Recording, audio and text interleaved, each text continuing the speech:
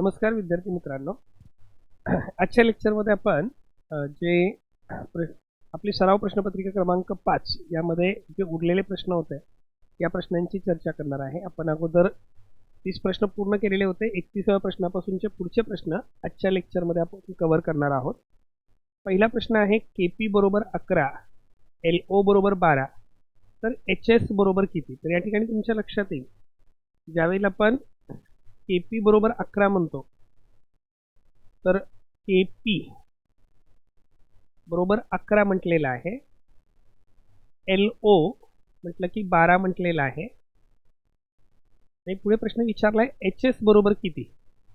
तर या ठिकाणी तुमच्या लक्षात येईल की आपण जर क्रमांक केले साहजिकच M 13 म्हणजे L 12 आहे, हा 11 आहे, 10, 9 आणि HL जो आहे तो 8. H चा क्रमांक पुढून 8 आहे, S चा क्रमांक मागून 8 आहे. याचा अर्थ काय होतोय, H चा क्रमांक पुढून 8 आहे, S चा क्रमांक मागून 8 आहे. KP मध्ये ज्याप्रमाणे पाहिलं होतं आपण 11 होतं, K चा पुढून 11 होता, P चा मागून 11 होता, तसं HS बरोबर काय असणार आहे, 8 असणार आहे. पर्याय क्रमांक 4 हे याचं उत्तर असेल. दुसरा प्रश्न आहे विसंगत अक्षरगट ओळखा.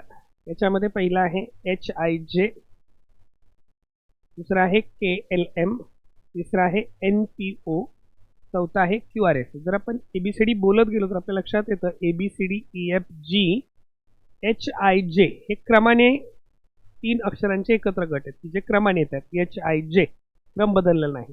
HIJ नंतर KLM आहे, KLM नंतर खरं तर NOP असायला पाहिजे पण इथे NPO आहे. परत QRS बरोबर आहे, त्यामुळे इथे विसंगत गट कोणता आहे तर पर्याय क्रमांक 3 हा विसंगत गट आहे. पुढे कॅमल बरोबर त्यांनी 5, 3, 1, 5, 7, 1, 4 असं दिलंय आणि प्रश्न विचारलाय मॅन बरोबर किती. तर तुमच्या लक्षात येईल की कॅमलचा जो क्रमांक आहे अल्फाबेटिकली हा तिसरा असतो. A चा क्रमांक ABCD मध्ये A पहिला येतो, C येतो, त्याच्यानंतर M 13वा येतो, परत E 5वा येतो आणि L जो आहे हा L जर आपण पाहिलं तर L M च्या अगोदर येतो म्हणजे 12वा येतो. जर इथे आपण पाहिलं तर तुमच्या लक्षात येईल की त्यांनी C ची किंमत घेताना 3 अधिक 2 5 घेतलेली आहे. परत A ची किंमत 1 अधिक 2 3 घेतलेली आहे. परत M ची किंमत 13 अधिक 2 15 घेतलेली आहे. E ची किंमत 5 अधिक 2 7 घेतलेली आहे आणि L ची किंमत 14 घेतलेली आहे. तर याच्यावरून तुमच्या लक्षात येईल की M ची किंमत किती असणार आहे, 13 अधिक 2 15. M इथे सुद्धा तुमच्या लक्षात येईल, इथेही पाहिलं तुमच्या लक्षात येईल की M ची काय किंमत किती घेतलेली आहे, M ची किंमत 15 घेतलेली आहे. A ची किंमत जी आहे A एक क्रमांकाचा आहे, 1 मध्ये 2 मिळवले 3 घेतलेले आहे, 15 3. आणि याच्यावरून तुमच्या लक्षात येतं की याच्या ठिकाणी 15 3 नंतर आता पुढे काय असणार आहे, N आहे. आता M जर 13वा आहे तर N साहजिकच कोणता असणार आहे, 14वा असणार आहे आणि 14वा असणार आहे म्हणजे 14 आणि 2 किती होणार आहेत, 16 होणार आहेत. 15 3 16 पर्याय क्रमांक 1 हे त्याचं उत्तर असेल. फक्त जो अक्षरांचा क्रम आहे हे अक्षरांच्या क्रमामध्ये 2 ॲड केले. M ABCDच्या क्रमाने आपण मोजत केलं तर 13वा अक्षर येतं, 13 अधिक 2 15 झाले. A पहिलं अक्षर आहे, 1 अधिक 2 3 झाले. N 14वा अक्षर आहे, 14 अधिक 2 16 झाले. त्यामुळे पर्याय क्रमांक 1 हे उत्तर आहे. पुढचा प्रश्न एकदमच सोपा आहे. 25, 5चा वर्ग 25, 6चा वर्ग 36, 7चा वर्ग 49, 8चा वर्ग 64, 5 6 7 8 म्हणजेच या ठिकाणी 9चा वर्ग 9 स्क्वेअर किती असला पाहिजे, 81 असला पाहिजे. पर्याय क्रमांक 4 हे उत्तर असेल. पुढचा प्रश्न आहे प्रश्नचिन्हाच्या जागी येणारा पर्याय निवडा. इथे सुद्धा तुमच्या लक्षात येईल की इथे 2चा वर्ग आहे, परत 3चा वर्ग आहे, 5चा वर्ग 25, 7चा वर्ग 49, 11चा वर्ग 121, 11चा वर्ग 121. आता इथे जर पाहिलं तुम्ही तर 2 3 5 7 11 आहेत म्हणजे हे प्राईम नंबर आहेत, मूळ संख्या आहेत. मग 11 नंतरची मूळ संख्या किती येते, 13 आणि मग 13चा वर्ग किती असणार आहे, 169. इथे 2 आलेले आहे, 3 5 7 नंतर डायरेक्ट 11 आलाय म्हणजे ह्या मूळ संख्या आहेत आणि मूळ संख्या असल्यामुळे 11 नंतर 13 येतं. 13चा वर्ग किती आला? 169. पर्याय क्रमांक 1 हे उत्तर असेल. पुढचा प्रश्न आहे BDFH ला प्रश्नचिन्ह आणि CEGI NPRT. CEGI ला NPRT आहे, म्हणजे C साठी N घेतलेला आहे, E साठी P घेतलेला आहे, G साठी R घेतलेला आहे आणि I साठी T घेतलेला आहे. तर तुम्हाला इकडे BDFH ला काय असेल तर लक्षात घ्या की त्या दोघांचा संबंध शोधण्यापेक्षा तुम्ही या दोघांच्या मध्ये काय संबंध आहे तो बघा. B नंतरचं एक लेटर C आहे, B नंतर एक लेटर C आहे, तर C साठी N घेतलाय, म्हणजे B साठी N च्या अगोदरचं एक लेटर असेल M. D साठी P घेतलेला आहे, म्हणजे P साठी अगोदरचं एक लेटर असेल, काय असणार आहे? O असणार आहे. परत G साठी R घेतलेला आहे, G साठी R घेतलेला आहे आणि ते F त्याच्या अगोदरचं एक लेटर आहे, म्हणजे R च्या अगोदरचं लेटर काय असेल? Q असेल. H साठी T घेतलेला आहे, H साठी I साठी T घेतलेला आहे, म्हणजे इथे I साठी T घेतलेला आहे, म्हणजे H साठी अगोदरचं एक लेटर घ्यावं लागेल S. असं केलं तर पटकन सोडवाल. म्हणजे इथे पहिल्याचा तिसऱ्याशी जो संबंध आहे त्याच्यामध्ये एक लेटर पुढचं घेतलेलं आहे, म्हणजे तिसऱ्याचा चौथ्याशी जो संबंध आहे त्याच्यामध्ये सुद्धा एक लेटर पुढचं घेतलं असणार आहे. त्यामुळे आपला फक्त N च्या अगोदरचा M, परत P च्या अगोदरचा O, परत R च्या अगोदरचा Q आणि T च्या अगोदरचा S, अशा पद्धतीने MOQS पर्याय क्रमांक 2 हे उत्तर आलं. किंवा दुसऱ्या पद्धतीने तुम्ही काय करू शकता की C नंतर कितवं लेटर N आहे तर C पासून तुमच्या लक्षात येईल की C पासून मध्ये 1 2 3 4 5 6 7 8 9, म्हणजेच 1 2 3 4 5 6 7 8 9 10 लेटर सोडले आणि 11वं घेतलंय, म्हणजे C पासून पुढचं 11वं लेटर घेतलंय. मग B पासून पुढे 11वं घ्यायला गेलात तरी सुद्धा काय येणार आहे? Mच येणार आहे. त्याच्यापेक्षा मग सोपी पद्धत अशी घ्यायची की हे NPRTचं एक लेटर अगोदरचं घ्यायचं. त्याच्यामुळे उत्तर काय येईल? MOQS असं येईल. पुढे विजोड संख्या ओळखा. आता इथे 49 हा पूर्ण वर्ग आहे. 49 म्हटलं की तो 7चा वर्ग आला. 81 पूर्ण वर्ग आहे. 60 मात्र कोणत्याही संख्येचा वर्ग नाही. 16 4चा वर्ग आहे. 25 5चा वर्ग आहे. 1 1चा वर्ग आहे. म्हणजे याच्यात विजोड पद कोणतं असणार आहे? 60, की जी पूर्ण वर्ग संख्या नाहीये. त्यामुळे पर्याय क्रमांक 2 हे उत्तर असेल. पुढचा प्रश्न आहे खालीलपैकी गटात न बसणारा विसंगत शब्द कोणता? बीजिंग, पॅरिस, पॅरिस, रंगून आणि न्यूयॉर्क. तर याच्यामध्ये लक्षात येईल तुमच्या की बीजिंग ही चीनची राजधानी आहे, पॅरिस ही फ्रान्सची राजधानी आहे, रंगून ही म्यानमार किंवा बुर्माची राजधानी आहे आणि न्यूयॉर्क जे आहे हे न्यूयॉर्क मात्र राजधानीचं ठिकाण नाही. न्यूयॉर्क जे आहे हे राजधानीचं ठिकाण नाही. न्यूयॉर्क अमेरिकेची राजधानी जी आहे ती वॉशिंग्टन आहे आणि त्याच्यामुळे इथे पर्याय विसंगत घटक कोणता असेल? न्यूयॉर्क असेल. लक्षात आलेलं आहे. पुढील प्रश्न आहे प्रश्नचिन्हाच्या जागी कोणता शब्द येईल तो ओळखायचा आहे. वर्ष, महिन्यानंतर काय असतो? साहजिकच आठवडा येतो आणि आठवड्यानंतर दिवस आणि दिवसानंतर तास, म्हणजे तासांचे दिवस तयार होतात, दिवसांचा आठवडा तयार होतो, आठवड्यापेक्षा मोठे महिने असतात, महिन्यापेक्षा मोठं वर्ष असतं. त्यामुळे याचं उत्तर काय येईल? आठवडा हे उत्तर येईल. प्रश्नचिन्हाच्या जागी येणारा योग्य पर्याय निवडा. 7 5 कंसाच्या बाहेर आहेत, कंसात 74 आहे. 8 3 कंसाच्या बाहेर आहेत, कंसात 73 आहेत. 9 6 कंसाच्या बाहेर आहेत. आपला कंसातला अंक शोधायचा आहे. ते तुमच्या लक्षात येईल की 7चा वर्ग 49 होतो, 5चा वर्ग 25 होतो. 49 अधिक 25 यांची बेरीज किती येते? 74 येते. 49 अधिक 25 ची बेरीज किती येते? 74. 8चा वर्ग 64 होतो, 8चा वर्ग 64 होतो. 3चा वर्ग 9 होतो. 64 अधिक 9 ची बेरीज किती येते? 73 येते.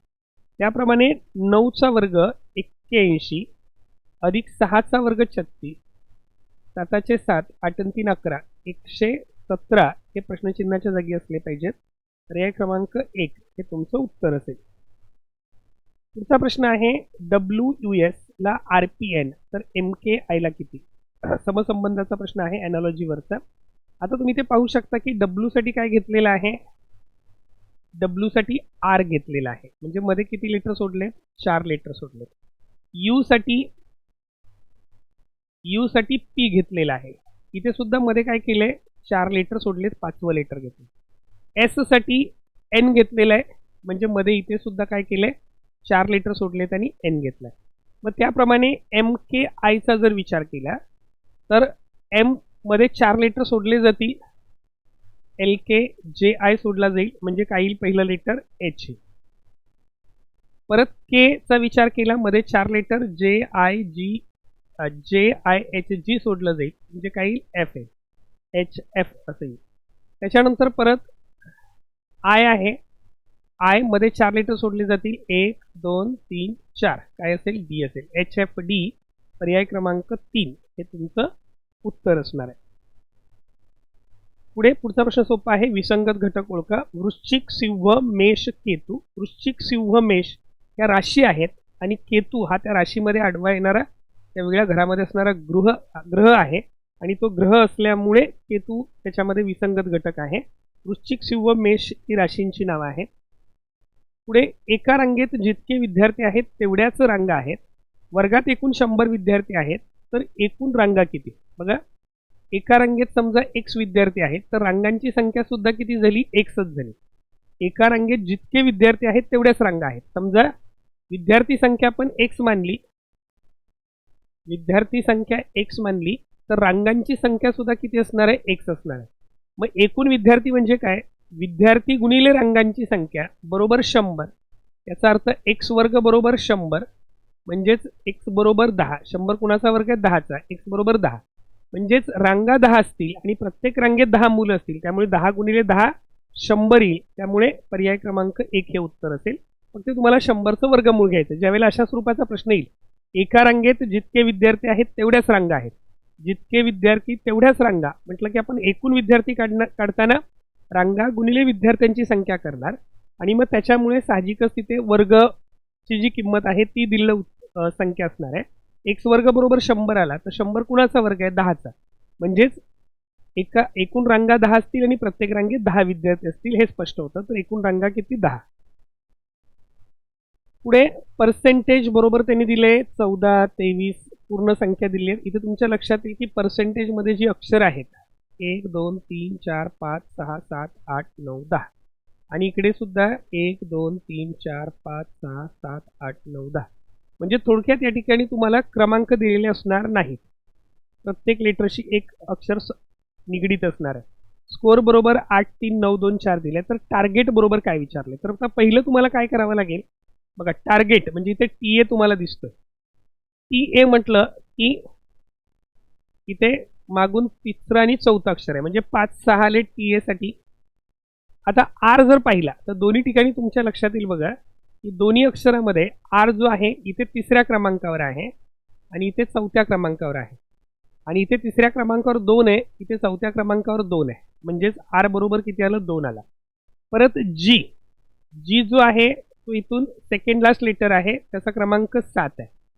परत ई जो आहे ते लास्ट लेटर आहे, दोन्ही ठिकाणी लास्ट लेटर आहे, त्याचा क्रमांक 4 आहे. आणि परत टी जो आहे तो टी मगाशी आपण घेतलेला आहे, टीचं लेटर किती आहे, 5 आहे. त्याच्यामुळे 5 6 2 7 4 5 5 6 2 7 4 5 पर्याय क्रमांक 4 हे तुमचं उत्तर असणार आहे. पुढचा प्रश्न आहे, डॉक्टर समाजसेवक वृक्ष यासाठी योग्य वेन आकृतीचे वर्णन निवडा. तर डॉक्टर समाजसेवक, आता यामध्ये तुमच्या लक्षात येईल की काही डॉक्टर समाजसेवक असतात, पण कोणताही डॉक्टर आणि कोणताही समाजसेवक वृक्ष असत नाही, वृक्ष वेगळा असेल. त्यामुळे आकृती कोणती असणार आहे, काही डॉक्टर समाजसेवक असतात, काही समाजसेवक डॉक्टर असतात, त्यामुळे ही एकमेकांना छेदणारी 2 वर्तुळे डॉक्टर आणि समाजसेवक दर्शवतील. पण कोणताही डॉक्टर वृक्ष नाही किंवा कोणताही डॉक्टर समाजसेवक, कोणताही वृक्ष समाजसेवक नाही, त्यामुळे वृक्ष वेगळा घटक आहे. त्यामुळे पर्याय क्रमांक 4 ही आकृती असेल. पुढे म्हटलंय, सुजित सुरेश अमित अनिल हे 4 जण कॅरम खेळत आहेत. सुजित व सुरेश हे सहकारी आहेत. सुजितचे तोंड पूर्वेस आहे. आता तुमच्या लक्षात येईल की कॅरम खेळतायत म्हणजे 4 जण आहेत, म्हणजे समोरासमोर बसलेले आहेत. सुजितचे तोंड पूर्वेकडे आहे, म्हणजे सुजित कुठे बसलाय? पश्चिमेला, म्हणजे इथे सुजित आला. आणि सुजित आणि सुरेश सहकारी आहेत. सुजित आणि सुरेश हे सहकारी आहेत, म्हणजे सुरेशचं तोंड कुठे असणार आहे? जर सुजितचं तोंड पूर्वेला आहे तर सुरेशचं तोंड हे पश्चिमेला असेल. अमित हा सुरेशच्या डाव्या बाजूला बसला नाही. आता सुरेशचा जर विचार केला तर अमित हा सुरेशच्या डाव्या बाजूला बसला नाही, म्हणजे तो उजव्या बाजूला बसलाय. सुरेशची उजवी बाजू कोणती असणार आहे? सुरेशची उजवी बाजू, सुरेशचं तोंड पश्चिमेला आहे, म्हणजे त्याची उजवी बाजू म्हणजे दक्षिण दिशा असणार आहे. तर अमित हा सुरेशच्या डाव्या बाजूला बसला नाही, म्हणजे तो उजव्या बाजूला बसलाय. हा मग तिसरा अमित गेला. चौथा राहिलाय कोण? अनिल राहिलाय. आणि प्रश्न विचारायचा आहे अनिलचं तोंड कोणत्या दिशेला असेल? तर अनिलचं तोंड कुठे असणार आहे? उत्तरेला असेल. अनिलचं तोंड, अनिल दक्षिणला बसलाय, म्हणजे अनिलचं तोंड कोणत्या दिशेला असणार आहे? उत्तरेला. लक्षात आलंय का? बघा, सुजित व सुरेश सहकारी आहेत. कॅरम खेळताना सहकारी समोरासमोर बसतात. सहकारी समोरासमोर बसतात. सुजितचं तोंड पूर्वेस आहे, म्हणजे सुजित पश्चिमेला बसला असणार आहे, म्हणजे त्याचं तोंड इकडे पूर्वेला असेल. सुरेश त्याचा त्याचा सहकारी आहे, म्हणजे तो समोर बसलेला असणार आहे, आणि समोर बसलेला असणार आहे, त्यामुळे त्याचं तोंड कुठे असणार आहे? पश्चिमेला असणार आहे. पुढे त्यांनी म्हटले अमित हा सुरेशच्या डाव्या बाजूला बसला नाही, म्हणजे उजव्या बाजूला बसला. सुरेशचं तोंड पश्चिमेला असल्यामुळे त्याची उजवी बाजू म्हणजेच दक्षिण दिशा असणार आहे. अमित दक्षिणेला आहे, म्हणजे त्याचं तोंड उत्तरेला असणार आहे. अमित उत्तरेला आहे, म्हणजे त्याचं तोंड दक्षिणेला असणार आहे. आणि मग अनिल दक्षिणेला असेल, त्यामुळे अनिलचं तोंड कोणत्या दिशेला असणार आहे? उत्तरेला असणार आहे. पुढे 2001चा एड्स दिन 1 डिसेंबर गुरुवारी होता, तर त्या वर्षीचा स्वातंत्र्य दिन 15 ऑगस्ट कोणत्या दिवशी होता? आता या ठिकाणी तुम्हाला काय करावं लागतं? एकाच वर्षातले 2 दिन आहेत, फेब्रुवारी महिन्याचा काहीच संबंध नाही. तुम्हाला 15 ऑगस्ट पासून 1 डिसेंबर पर्यंतचे दिवस काउंट करता आले पाहिजेत. 15 ऑगस्ट पासून आपल्या लक्षात येतं की 15 सप्टेंबर, परत 15 ऑक्टोबर, 15 नोव्हेंबर, आणि मग 1 डिसेंबर आहे. आता इथे तुमच्या लक्षात येईल की ऑगस्ट आणि सप्टेंबर जर आपण महिन्यांचा विचार केला तर ऑगस्ट महिन्यामध्ये एकूण दिवस किती असतात? तर 31 दिवस असतात.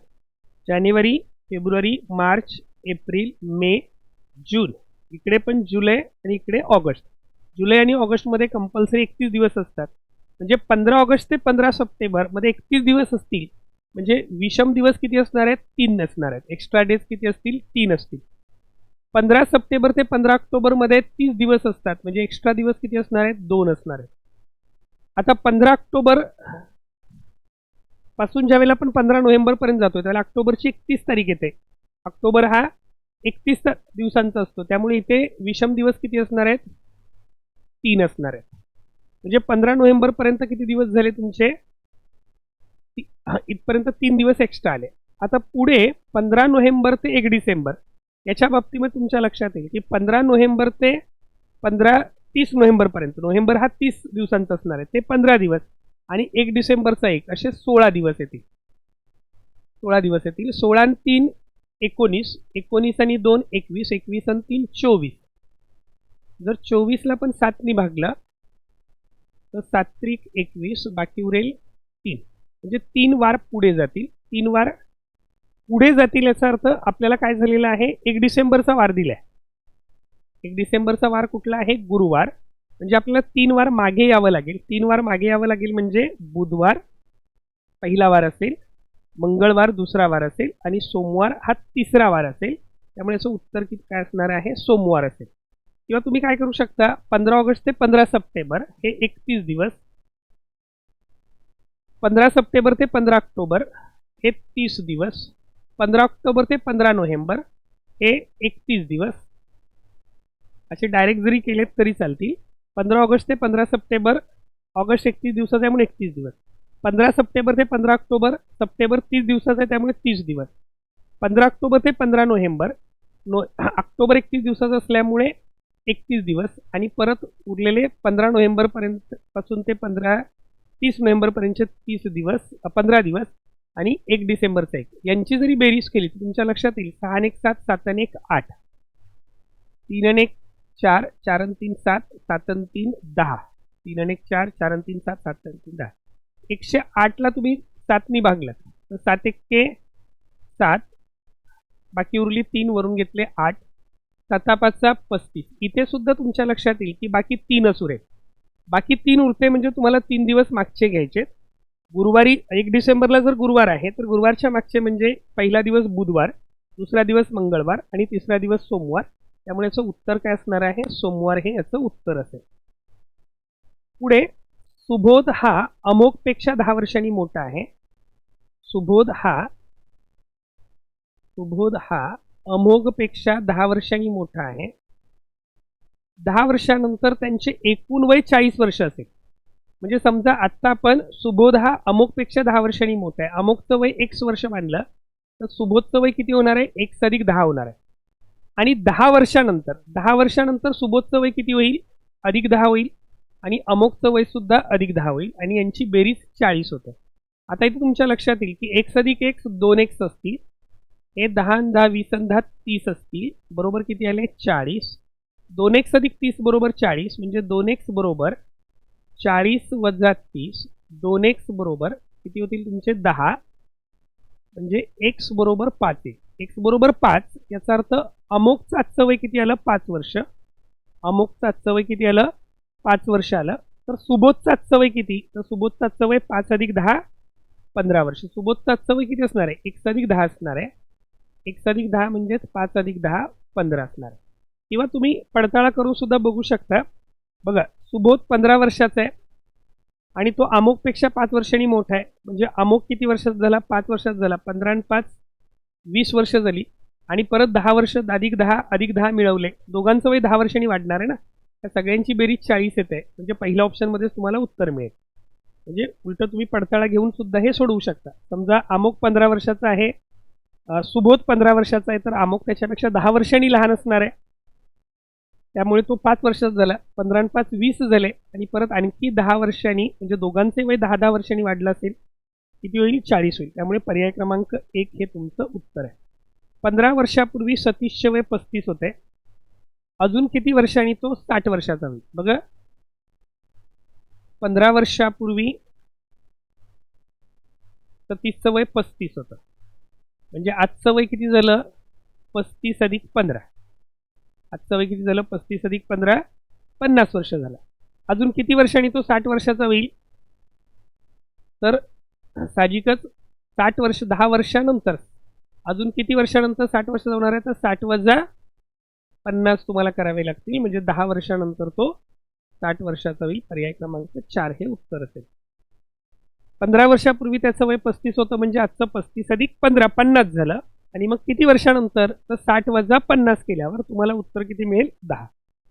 10 वर्षानंतर तो होईल. वडिलांचं वय मुलाच्या वयाच्या चौपट आहे. 8 वर्षानंतर वडील मुलाच्या 2.5 पट मोठे राहतील. तर आणखी 8 वर्षानंतर वडील मुलाच्या वयाच्या किती पट मोठे राहतील? आता इथे तुम्ही डायरेक्ट पट असल्यामुळे या ठिकाणी एक तर तुम्हाला ते समीकरणाने सोडवावं लागेल किंवा एखादी संख्या अज्यूम करावी लागेल. म्हणजे उदाहरणार्थ 8 8 8 असं दिसते. तर समजा आपण असं म्हणालो की वडिलांचं वय मुलाच्या वयाच्या चौपट आहे. समजा मुलाचं आजचं वय आणि वडिलाचं वय. समीकरणाने थोडासा वेळ जास्त लागतो. त्यामुळे अज्यूम करून जर सोडवता आलं तर तसंही पटकन तुम्ही सोडवू शकता. समजा आता इथे अज्यूम करताना मात्र तुम्हाला एक अंक घ्यावा लागेल आणि त्या सगळ्या अटीत तो लागू पडतोय का? म्हणजे आता इथे मी पटकन बघितलं माझ्या लक्षात आलं 8 8 आहे म्हणून आपण 8 चौक 32 मुलाचं वय 8 म्हटलं, वडिलांचं वय 32 होईल. 8 वर्षानंतर काय होणार आहे? 8 वर्षानंतर मुलाचं वय 16 वर्ष होईल, वडिलांचं वय 40 वर्ष होईल. आणि बघा 16चे 2.5 पट किती होते? 40 होते ना. 16 दुने 32 आणि परत अर्धा 8 असेल. 32 आणि 8 40. म्हणजे 16 वर्षानंतर 2.5 पट मोठे राहतील. तर आणखी 8 वर्षानंतर वडील मुलाच्या किती पट मोठे असतील? तर आणखी 8 वर्षानंतर काय होईल? इथे 16 अधिक 8 24 होईल आणि ते 40 अधिक 8 48 होईल. म्हणजे वडिलांचं वय 24 दुने 48. वडिलांचं वय 24 दुने 48 म्हणजेच वडील मुलाच्या किती पट मोठे राहतील? दुप्पट मोठे राहतील. असं एखादी संख्या अज्यूम करून तुम्हाला सोडवावं लागेल की ती सगळ्या अटीमध्ये बसली पाहिजे. त्याच्यावरून तुम्हाला उत्तर काढता येईल. किंवा समीकरणांनी सोडवायचं म्हटलं तर याला थोडासा जास्त वेळ लागेल. समीकरणांनी सोडवताना तुम्हाला काय करावं लागेल? मुलाचं वय x वर्ष मानू. वडिलांचं वय मुलाच्या वयाच्या चौपट आहे. त्यामुळे वडिलांचं वय किती होईल? 4x होईल. वडिलांचं वय 4x होईल. परत त्यांनी म्हटले 8 वर्षानंतर, 8 वर्षानंतर म्हणजे x अधिक 8 आणि इकडे 4x अधिक 8. 8 वर्षानंतर काय होईल, वडील मुलाच्या अडीचपट मोठे होतील. म्हणजे समीकरण काय मिळेल तुम्हाला, 4x अधिक 8 बरोबर 2.5 गुणिले x अधिक 8. आता हे 2.5 म्हणजेच 5/2 घेतलं तरी चालेल किंवा असंच ठेवलं तरी चालेल. 4x अधिक 8 बरोबर 2.5ला x ने गुणलं तर हे 2.5 आले, 2.5x आले. आणि 8ला जर आपण 2.5 ने गुणलं तर 8 दुने 16 आणि 4 20 येतील. आता इथे तुम्ही ज्यावेळेला ही वजाबाकी करता त्याला 4x वजा 2.5x बरोबर 20 वजा 8 म्हणजेच हे 1.5x आले. 1.5x बरोबर 12 आले. मग x बरोबर किती होणार आहे, 12 भागिले 1.5 म्हणजेच x बरोबर हे 120 भागिले 15, 15 8 120. x बरोबर किती असेल, 8 असेल. हे लक्षात आलं. x बरोबर 8 म्हणजे हे कुणाचं वय आलं, मुलाचं वय आलं. मुलाचं आजचं वय किती आहे, 8 वर्ष आहे. बरोबर.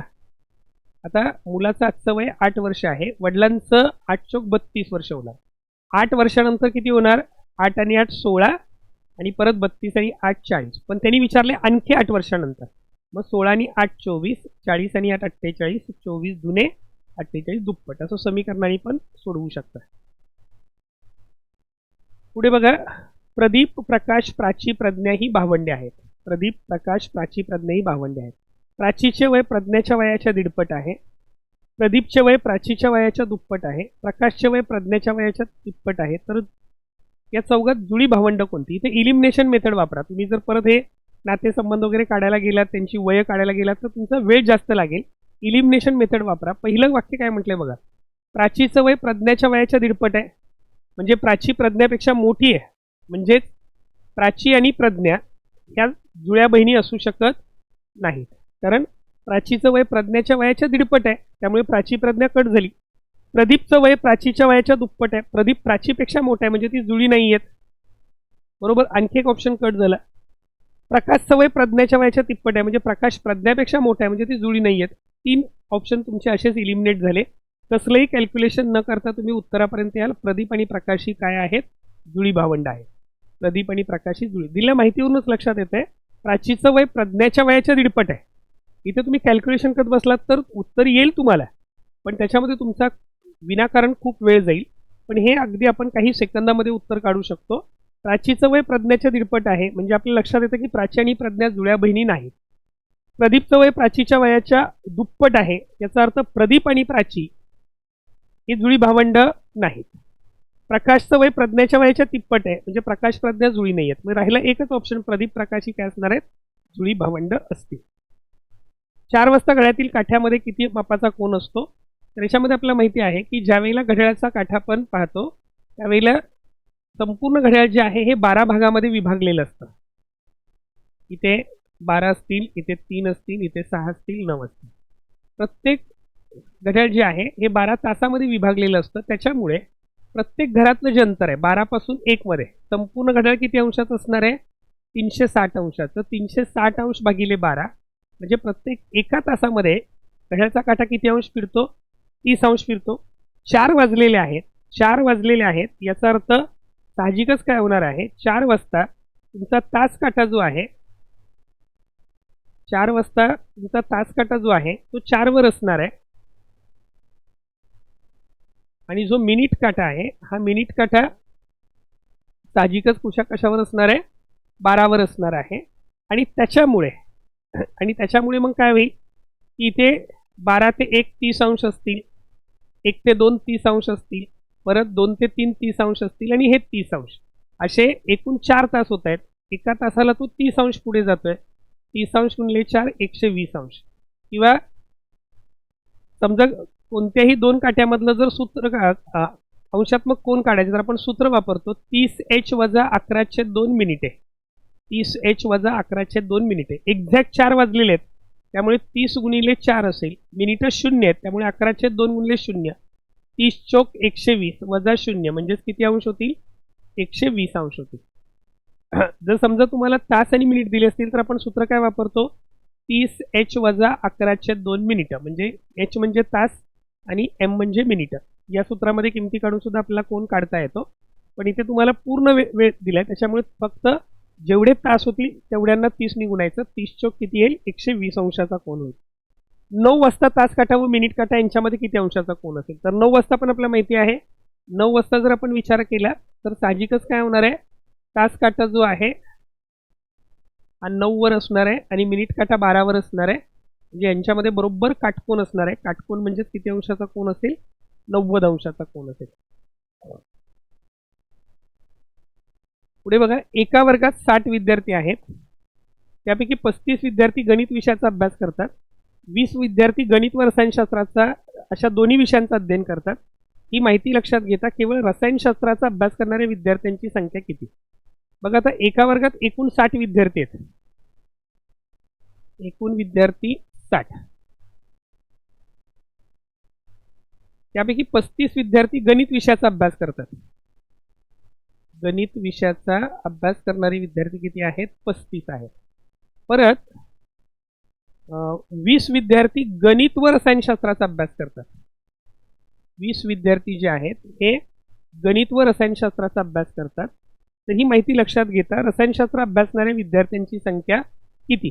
आता ही माहिती लक्षात घेता केवळ रसायनशास्त्र अभ्यासणारे. आता लक्षात घ्या, पहिली आकडा जो आहे 35 विद्यार्थी गणित विषयाचा अभ्यास करतात, म्हणजेच जर इथे तुमच्या लक्षात येईल की केवळ गणिताचा अभ्यास करणारे विद्यार्थी किती असणार आहेत? 35 वजा 20, 15 विद्यार्थी हे केवळ गणिताचा अभ्यास करतायत.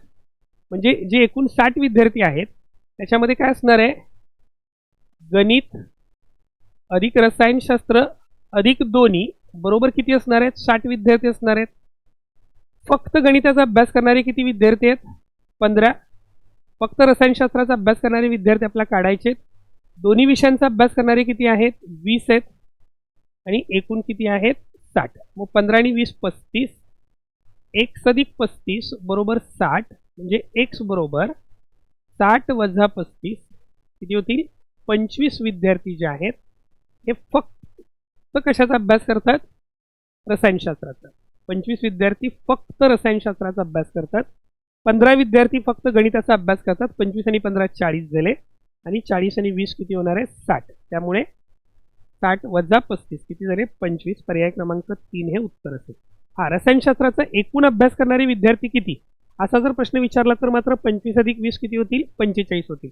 पण केवळ रसायनशास्त्र असं म्हटल्यामुळे आपल्याला फक्त केवळचे काढायचे, त्यामुळे आपण तिथे इकडे पण फक्त गणिताचे विचारात घेतले, दोन्ही विचारात घेतले आणि रसायनशास्त्राचे विद्यार्थी त्यावरून काढले. एका तुकडीतील शिपायांच्या जितक्या रांगा केल्या आहेत तितकेच शिपाई प्रत्येक रांगेत आहेत. एकूण संख्या 625 असल्यास प्रत्येक रांगेतील शिपाई किती? बघा, एका तुकडीतील शिपायांच्या जितक्या रांगा केल्या आहेत तितकेच शिपाई प्रत्येक रांगेत आहेत. एकूण संख्या 625 असल्यास प्रत्येक रांगेतील शिपाई किती? आता इथे सुद्धा तसंच झालंय. समजा रांगांची संख्या x मानली तर शिपायांची संख्या किती होणार आहे? x होणार आहे. आणि एकूण यांचा गुणाकार किती आला? 625 आला. कळते का? एका तुकडीतील शिपायांच्या जितक्या रांगा आहेत तितकेच शिपाई त्या रांगेत आहे. म्हणजे समजा x रांगा मानल्या तर प्रत्येक रांगेत एक शिपाई आणि मग x गुणिले x बरोबर किती झाले? 625 झाले. मग x वर्ग बरोबर 625 झाला. मग x बरोबर किती असणार आहे? 25. अशा स्वरूपाचं उदाहरण असलं की त्या संख्येचं थेट वर्गमूळ घ्यायचं. 625 कुणाचा वर्ग आहे? तर 25चा वर्ग आहे. उत्तर किती आलं? 25. बघा, रांगा 25 असतील, प्रत्येक रांगेत 25 शिपाई असतील. 25 गुणिले 25 एकूण उत्तर किती येईल? 625 येईल. 154 चौरस मीटर क्षेत्रफळ असलेल्या वर्तुळाचा परिघ किती? आता इथे पहिल्यांदा तुम्हाला वर्तुळाचं क्षेत्रफळ दिलंय. क्षेत्रफळावरून तुम्हाला त्रिज्या काढावी लागेल आणि त्रिज्येवरून परिघ काढावा लागेल. वर्तुळाचे क्षेत्रफळ बरोबर काय सूत्र आहे? पाय आर वर्ग. वर्तुळाचे क्षेत्रफळ बरोबर सूत्र काय आहे? पाय आर वर्ग. आता पाय आर वर्ग क्षेत्रफळ किती दिले तुम्हाला? 154 दिले. पायची किंमत किती आहे? 22/7. आर वर्ग आपल्याला काढायचा आहे. मग आर वर्ग बरोबर किती झाला?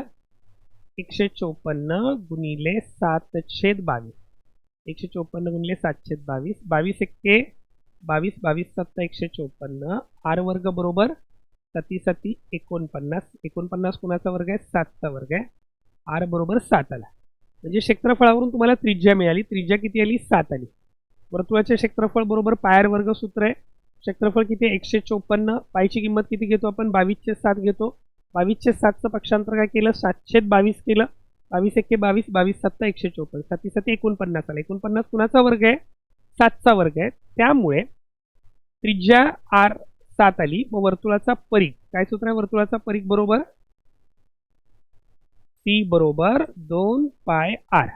2 गुणिले पायची किंमत 22/7, आरची किंमत किती आहे इथे 7 आहे. म्हणजे हा 7 7 कॅन्सल होईल. 22 दुने 44 सेंटीमीटर हा वर्तुळाचा परिघ असेल. क्षेत्रफळाचे एकक असेल तर चौरस सेंटीमीटर लिहितो, परिघाचे एकक मात्र सेंटीमीटरमध्ये लिहितो. त्यामुळे उत्तर किती असणार आहे 44 सेंटीमीटर. क्षेत्रफळावरून त्रिज्या काढावी लागेल, त्रिज्येवरून तुम्हाला परिघ. सूत्र मात्र पाठ करावी लागतील.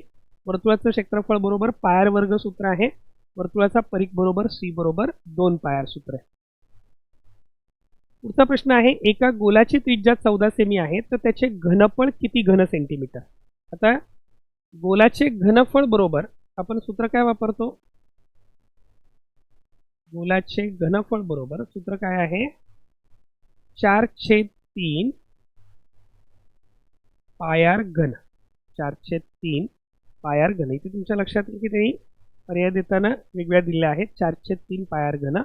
मग 4/3 त्रिज्या 14 घेतलेले त्यामुळे पायची किंमत 22/7 घेऊया.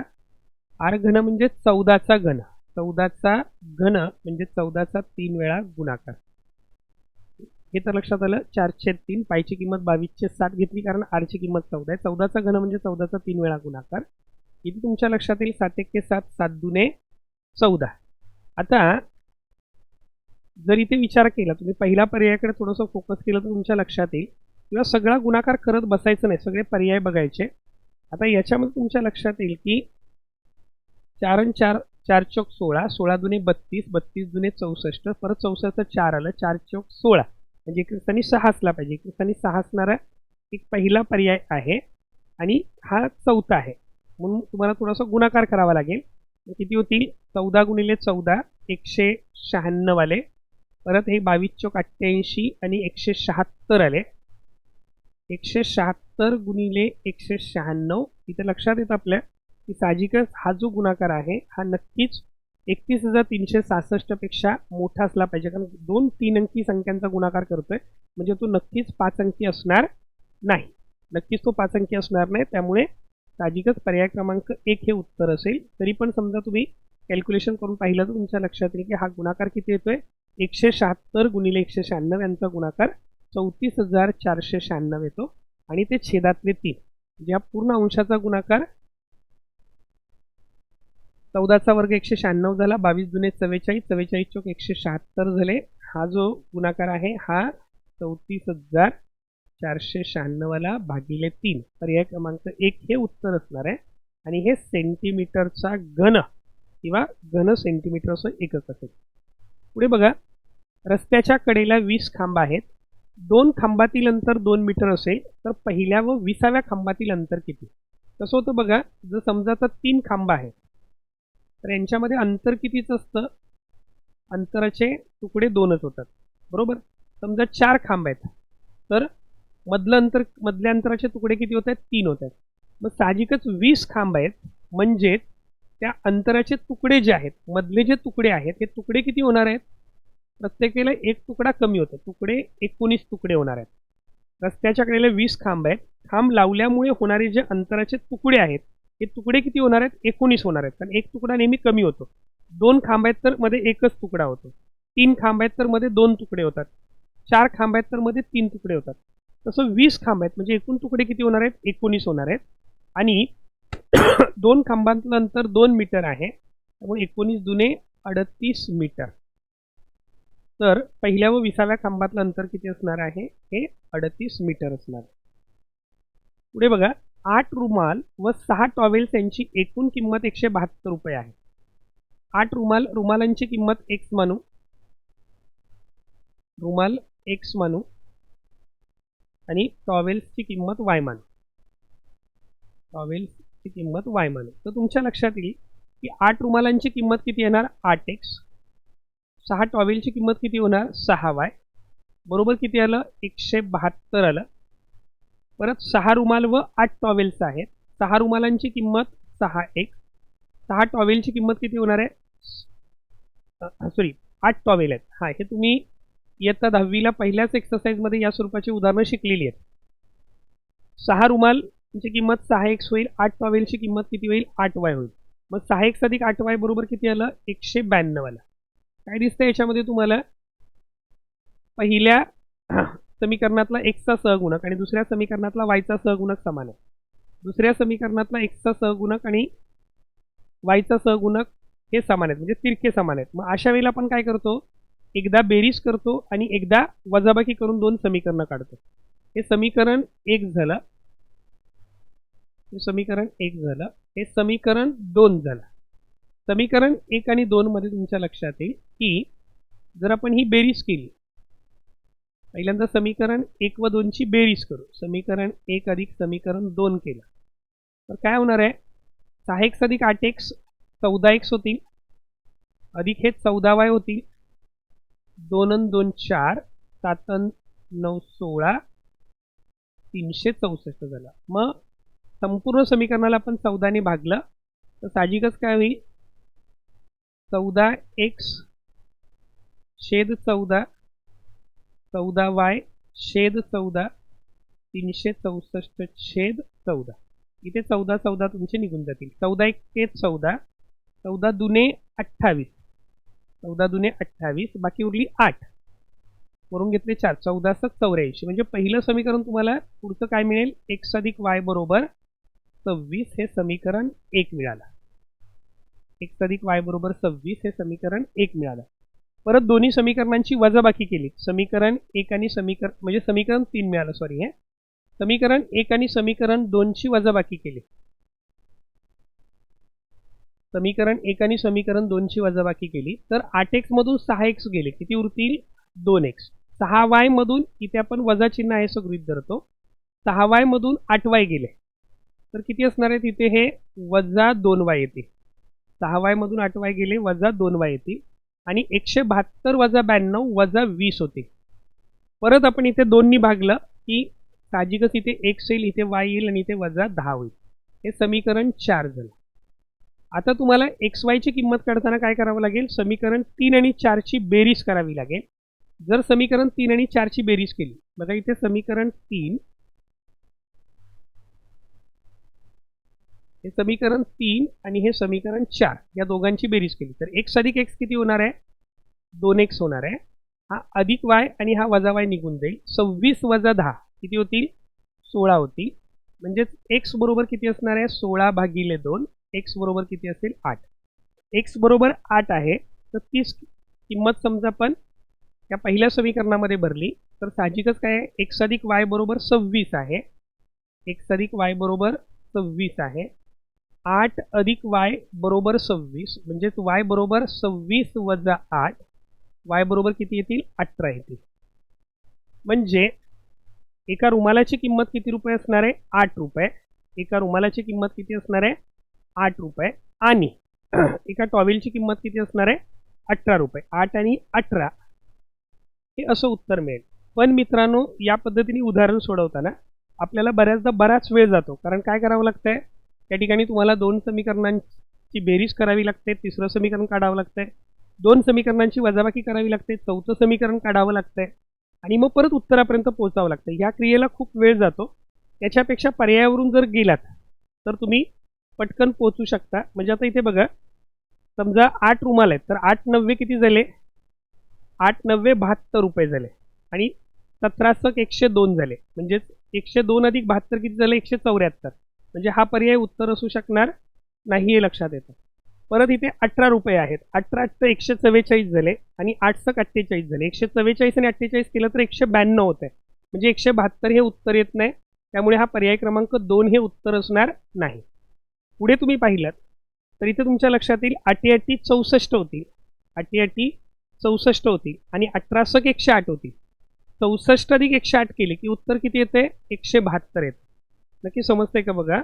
8 रुमालांची किंमत जर 8 गुणिले 8 किती होणार आहे 8 गुणिले 8 64 रुपये होईल आणि ही 6 गुणिले 18 64 अधिक 108 बरोबर किती होईल 172 होईल. आणि मग तुमच्या लक्षात किंवा इथे टॅली होत आहे. मग परत दुसरं पण करून बघा. 6 रुमाल जर आपण विचारात घेतले तर 6 रुमालाच्या बाबतीत किती होतील 6 48 रुपये होतील आणि परत 8 टॉवेलचं 18 144 होईल. आणि इथे तुमच्या लक्षात येईल की हे 8 आणि 4 इथे बेरीज केली की परत ती बेरीज किती येते 192 येते. 8 आणि 4 12 4 आणि 4 8 आणि 1 9 192 आलं. म्हणजे या ठिकाणी तुम्हाला पर्यायावरून जर उत्तर काढलं तर तुम्ही तुलनेने कमी वेळेत सोडवू शकता असं मला वाटतं. ज्यांचं बेसिक चांगलं आहे अशा मुलांनी समीकरणांनी सोडवणं आणखी योग्य असेल. कारण ज्या मुलांचं बेसिक चांगलं आहे त्यांना ही सगळी मांडणी करावी लागत नाही. ते पटकन काय करतात पहिलं बेरीज करून त्यांच्या डोक्यात येतं 14x अधिक 14y बरोबर 364 हे समीकरण. परत लगेच ते डायरेक्ट 364ला 14नी भागतात. मग त्यांना समजतं x अधिक y बरोबर 26 आहे. वजाबाकीचं समीकरण तर अगदी तोंडी काढता येतं. 2x + 2y बरोबर -20 म्हणजे x - y बरोबर 10. मग इथे बेरीज केली की 2x बरोबर 16 म्हटलं की x बरोबर 8.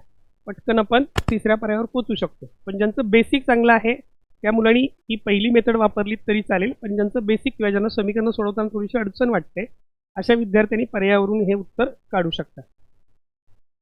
पुढचा प्रश्न आहे 10 दराने 6000 रुपये मुद्दलाचे 1 वर्षाचे सरळ व्याज किती. 10 दराने 6000 रुपये मुद्दलाचे 1 वर्षाचे सरळ व्याज किती. सरळ व्याज बरोबर सूत्र काय आहे I बरोबर PNR भागिले 100. इथे P किती आहे तर मुद्दल 6000 रुपये आहे. 1 वर्षाचं विचारलंय म्हणजे मुदत 1 झाली. R व्याजाचा दर किती आहे 10 भागिले 100. हे तुमचे शून्य जातील हे शून्य निघून जातील. लक्षात आहे का बघा 10 दराने 6000 रुपये मुद्दलाचे 1 वर्षाचं सरळ व्याज विचारले त्यामुळे ते उत्तर किती येईल तुमचं 600 रुपये. फक्त ही सूत्र वापरायचे. सरळ व्याज बरोबर मुद्दल गुणिले मुदत गुणिले दर भागिले 100. मुद्दल किती आहे 6000 मुदत 1 वर्ष म्हणून n बरोबर 1 घेतला. R 10 आहे आणि भागिले 100 शून्य शून्य गेले तर उत्तर किती येतं 600. कॅल्क्युलेशन एकदम सोपं आहे. एका पुस्तकाची छापील किंमत 10 रुपये असून त्या पुस्तकावर 10% सूट मिळाली तर पुस्तकाची विक्री किंमत किती. विक्री किंमतीसाठी सूत्र काय वापरतो आपण जर छापील किंमतीवरून विक्री किंमत काढायचे तर सूत्र काय वापरतो विक्री किंमत बरोबर छापील किंमत वजा सूट बरोबर. छापील किंमत वजा सूट. आता तुम्हाला सूट काढावी लागेल. आता शेकडा सूट किती आहे 10%. मग सूट बरोबर 10चा 10% काढायचा आहे. छापील किंमत किती आहे 10 रुपये त्याच्यावर 10% सूट 10चा 10% म्हणजेच 10 गुणिले 10 भागिले 100 शून्य शून्य शून्य गेले उत्तर किती येणार आहे 1. सूट किती मिळाली 1 रुपया सूट मिळाली. मग विक्री किंमत काय असणार आहे छापील किंमत 10 1 रुपया सूट 10तून 1 गेला 9 रुपये. 9 रुपये हे तुमचं उत्तर असेल. सूट दिली असेल तर छापील किंमतीवरून विक्री किंमत काढताना छापील किंमत जी आहे छापील किंमत आहे त्या छापील किंमतीतून सूट वजा करतो. आपण ज्यावेळेला दुकानदाराकडे जातो 10% सूट याचं ते 10 रुपये त्या छापील किंमतीतून वजा करतो आणि मग आपल्याला जी किंमत आहे ती द्यावी लागते म्हणजे त्याची विक्री किंमत आणि आपली ती खरेदी किंमत होते. तर त्याच्यामुळे इथे उत्तर किती येईल 9 रुपये. एका नळाने 1 टाकी भरण्यास 4 तास लागतात. एका नळाने 1 टाकी भरण्यास 4 तास वेळ लागतो. तर त्या टाकीत छिद्र असल्याने पूर्ण भरलेली टाकी 6 तासात रिकामी होते. म्हणजे छिद्र काय करतंय छिद्र 6 तासात रिकामी करतंय म्हणजे ते मायनस होतं. आता इथे काय झालंय बघा टाकी भरण्याचा वेग जास्त आहे रिकाम होण्याचा वेग कमी आहे. कारण टाकी 4 तासात भरते आणि 6 तासात रिकामी होते म्हणजे 1 भरते 1 रिकामी होते. मग अशा वेळेला आपण काय करतो साहजिकच त्याचं सूत्र काय आहे याला समजा आपण x म्हटलं याला y म्हटलं तर सूत्र काय वापरतो xy छेद x वजा y करतो. xy छेद x वजा y म्हणजेच पहिलं जे आहे त्याची किंमत 4 दुसरी किंमत 6 आणि मग परत 6 वजा 4 म्हणजे x वजा y याचा अर्थ जी मोठी आहे ती अगोदर घ्याल 6 वजा 4 24/2 किती तासात भरेल ती 12 तासात भरेल. फक्त इथे काय करतो की टाकी एका तासात 1/2 जर एका नळाने 4 तासात भरते तर एका तासात ती 1/4 भाग भरेल आणि 1/6 रिकामी होईल. म्हणजे साहजिकच टाकी भरण्याचा वेग किती असणार आहे तुमचा 1/4 वजा 1/6 आणि मग आपण तिरकस गुणाकार करतो पण डायरेक्ट हे सूत्र वापरायचं xy छेद x वजा y xy छेद x वजा y 4 गुणिले 6 छेद 6 वजा 4 424 6तून 4 गेले 2 एकानी भरते एकानी रिकामी होते अशा वेळेला वजाबाकी करायची. जर दोन्ही भरत असतील तर इथे छेदामध्ये बेरीज झाली असते एवढाच फक्त फरक असेल. त्यामुळे याचं उत्तर किती असणार आहे 12 तास असेल. पुढे अ ब आणि क यांनी एका धंद्यामध्ये प्रत्येकी 1,20,000 रुपये अ ब आणि क यांनी एका धंद्यामध्ये प्रत्येकी 1,20,000 रुपये 1,35,000 रुपये 1,50,000 रुपये 1,20,000 रुपये 1,35,000 रुपये आणि 1,50,000 रुपये गुंतवले असतील तर झालेल्या 56,700 नफामध्ये अचा वाटा किती. आता पहिल्यांदा तुम्हाला काय करावं लागेल जेवढी गुंतवणूक आहे त्यांचं भांडवल आहे त्या भांडवलाचं गुणोत्तर काढावं लागेल. आता इथे तुमच्या लक्षात येईल की समजा पहिल्यांदा मी ह्याला 1,000 भागला तर साहजिकच काय होणार आहेत त्या प्रत्येकांचे 3-3 शून्य निघून जाणार आहे बरोबर. मग किती राहतील 120 135 150 150 सगळ्यांना 15 भाग जातोय त्यामुळे मी 15 भागलं तर किती होईल 15 1 15 15 8 120 15 90 135 15 150 म्हणजे यांचं गुणोत्तर काय आलं 8 म्हणजे भांडवलाचं गुणोत्तर काय आलं 8 9 10. आता इथं मुदत दिली नाही म्हणजे नफा आता भांडवलाच्या प्रमाणातच वाटावा लागेल.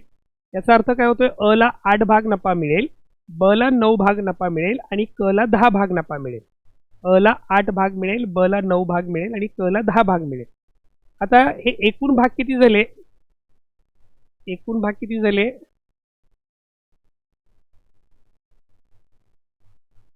8 अधिक 9 अधिक 10 8 आणि 9 17 17 आणि 10 27 झाले.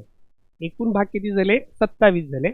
आता ह्या 27 भागापैकी कुणाचा नफा काढायचा क चा वाटा किती तर मग साहजिकच एकूण नफा किती आहे क चा वाटा काढताना एकूण नफा 56,700 त्यातला क चा नफा किती भाग आहे 10 भाग किती भागापैकी 27 भागापैकी 27 एक्के 27 27 दुने 54 बाकी उरली 2 परत 27 एक्के 27 27 शून्य शून्य 27 शून्य शून्य 2100 गुणिले 10 म्हणजेच किती होतील 21,000 होतील.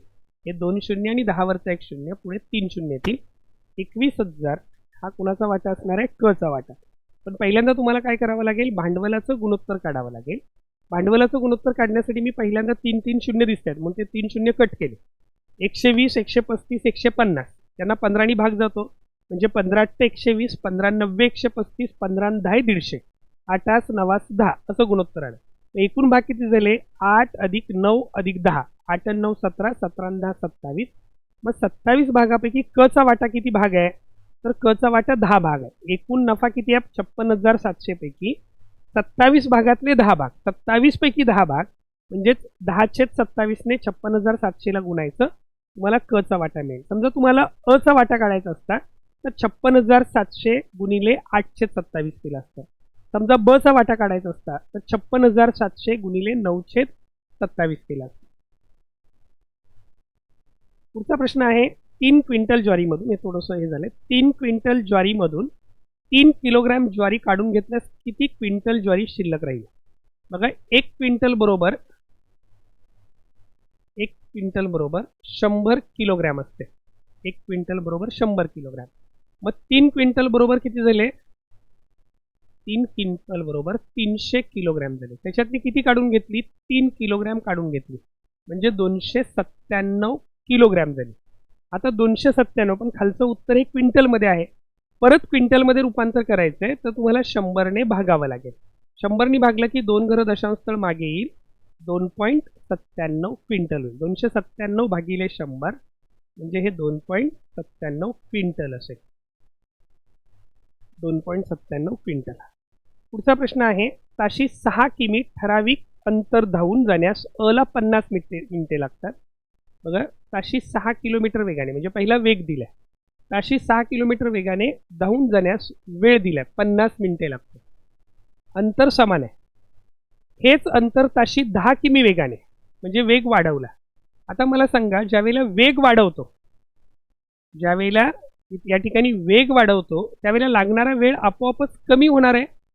वेग वाढला तर लागणारा वेळ हा आपोआपच कमी होणार आहे. म्हणजे एक राशी वाढली तर एक राशी कमी होते, याचा अर्थ या ठिकाणी व्यस्त चलन आहे. जर वेग वाढला तर लागलेला वेळ कमी होणार आहे, याचा अर्थ व्यस्त चलन आहे. आणि जेव्हा व्यस्त चलन असतं तेव्हा समोरासमोरचा गुणाकार समान असतो. त्यामुळे इथे काय होईल, 10 गुणिले x बरोबर 50 गुणिले 6. x बरोबर 50 गुणिले 6 भागिले 10. तर साहजिकच हा शून्य गेला 5 30 मिनिटे लागतील. किती मिनिटात पोहोचेल तो? 30 मिनिटे. अंतर ताशी 10 किलोमीटर वेगाने गेला तर ते अंतर जाण्यास त्याला किती वेळ लागेल? 30 मिनिटं लागतील. कारण वेग वाढवला त्यामुळे त्याचा वेळ काय होईल? कमी होईल. फक्त इथे चलनाची संकल्पना लक्षात ठेवायची.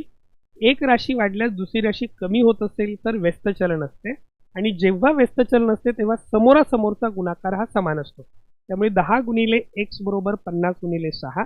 शून्य गेला 5 30 मिनिटे हे उत्तर आहे. कोल्हापूरहून 240 किलोमीटर अंतरावरील पुणे येथे रवी 6 तासात गेला. आता इथे सुद्धा तुम्हाला काय केलंय, अंतर आणि वेळ दिलाय. वेळ किती आहे? 6 तास. अंतर किती आहे? 240 किलोमीटर. परतताना तो 4 तासात पोहोचला. परतताना तो 4 तासात पोहोचला तर वेग किती किलोमीटरने वाढवला? आता तुम्हाला इथं वेग काढायचा आहे. आता इथे लक्षात घ्या, वेग बरोबर सूत्र काय आहे? अंतर भागिले वेळ. अंतर भागिले वेळ म्हणजे 240 भागिले 6. वेग बरोबर काय होईल? अंतर भागिले वेळ. वेगाचं सूत्र लक्षात असू द्या. वेग बरोबर काय आहे? अंतर भागिले वेळ. अंतर किती आहे इथे? अंतर आहे 240 आणि वेळ किती लागला? त्याला 6 तास लागला. म्हणजे 6 1 6, 6 1 24, 6 0 0.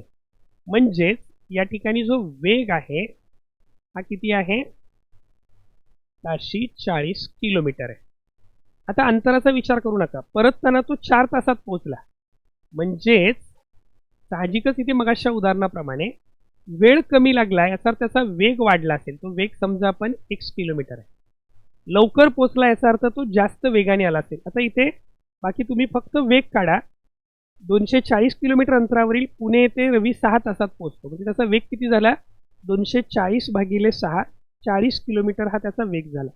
म्हणजे 40 किलोमीटर वेगाने गेल्यास 6 तासात पोहोचतो. तर किती किलोमीटर वेगाने गेल्यास 4 तासात पोहोचेल. वेग वाढला की वेळ कमी होणार आहे. म्हणजेच या ठिकाणी सुद्धा व्यस्त चलन आहे. आणि व्यस्त चलन असेल तर समोरासमोरील गुणाकार हा नेहमी समान असतो. समोरासमोरील गुणाकार हा नेहमी समान असतो. आणि त्यामुळे 4 गुणिले x बरोबर 6 गुणिले 40. x बरोबर 6 गुणिले 40 भागिले 4. 4 1 4, 4 10 40, 6 10 60.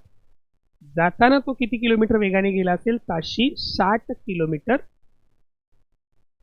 वेगाने गेला असेल. तर त्यांनी काय म्हटले? परतताना वेग किती किलोमीटरने वाढवला? तर जाताना ताशी 60 किलोमीटरने वेग गेला आणि परतताना 60 किलोमीटर आणि येताना 40 किलोमीटर वेगाने आला होता. म्हणजे ताशी वेग किती वाढवला? तर ताशी 20 किलोमीटरने वेग वाढवला. जाताना 40 किलोमीटरने गेला होता, येताना 60 किलोमीटरने आला.